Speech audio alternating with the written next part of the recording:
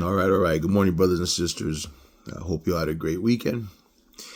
I did. Very blessed holiday, you know. Yeah. All right, we are in 2 Peter this morning, chapter 2.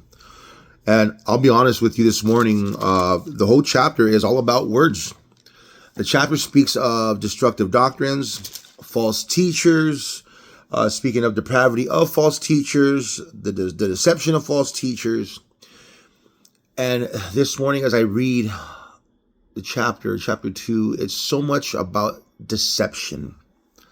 Deception through words. And a lot of people tend to believe or feel or think that it's okay to lie if you're protecting somebody. It's okay to lie to protect someone in a certain way because they don't understand. How is that not called manipulation? You know, a lot of people think that, oh, well, it's okay to build yourself up falsely. It's okay to, think highly of yourself in a way that promotes conceit or cockiness just to build up your self-esteem. How is that narcissism? Now, of course, this chapter is talking about false teachers, those who misrepresent the word of God, those who misrepresent the Jewish religion and customs. And those who misrepresent, or not only that, those who try to detour you from the gospel, preaching another type of gospel. There is no other gospel. The gospel is Jesus Christ crucified of the virgin birth, which is the miracle, a sign. But again, this morning, as I'm dealing with people, just hearing their words, listening to them, and how they hide behind deceits, thinking they're protecting people. And that's just, there's so many proverbs and scriptures about deceptive words. How do you think Eve? How did this all happen?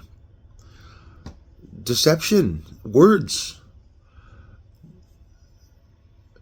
When Adam and Eve were put on earth, there was no such thing as a lie until Satan told the first lie. So how was she supposed to know that it was a lie?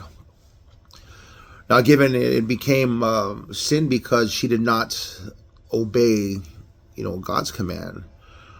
But when people have honey on their lips, they speak sweet words, and then they look somewhat attractive, and they have a way of this presence in this words, like Satan, like Lucifer, the most beautiful angel with the most beautiful voice. They can manipulate people easily.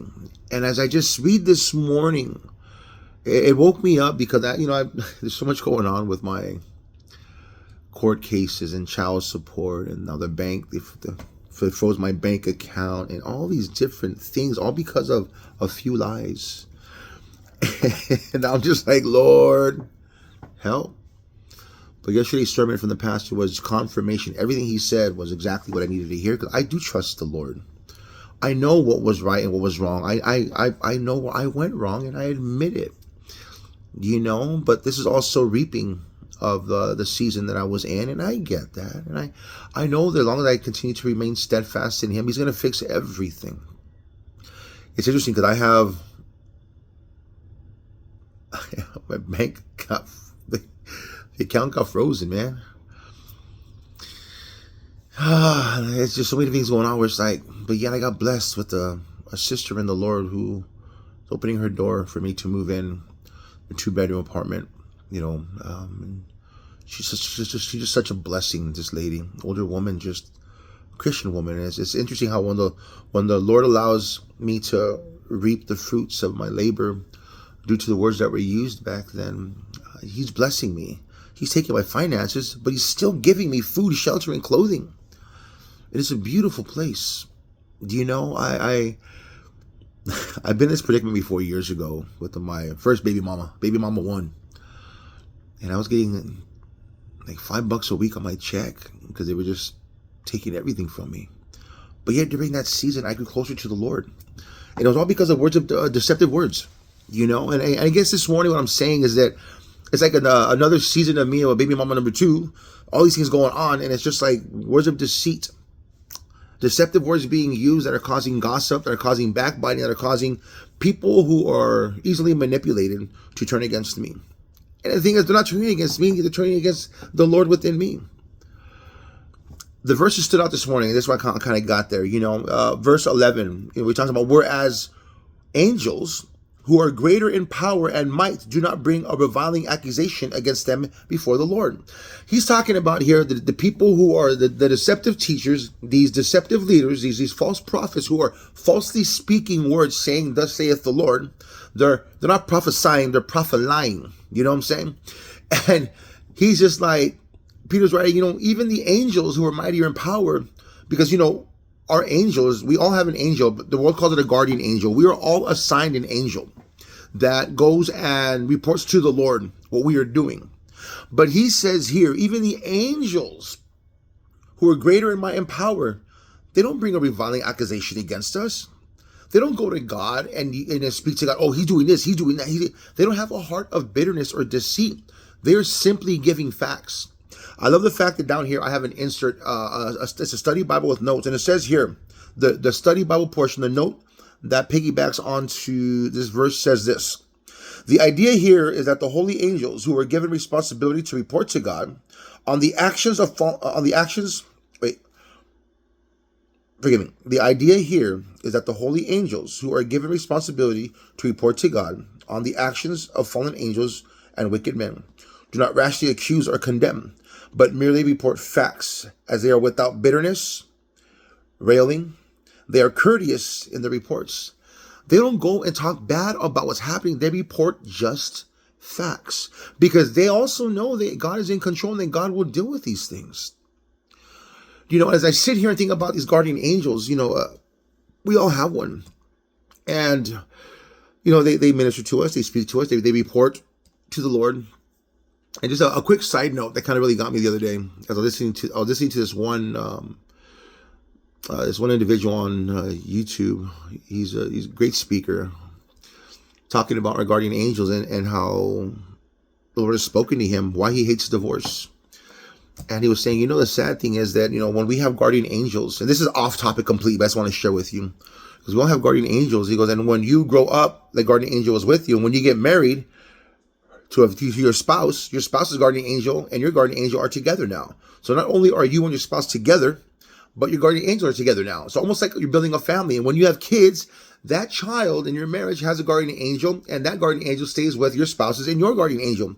So if you have 5 kids and it's you and your spouse, that's 7 angels under one household together, almost like a family.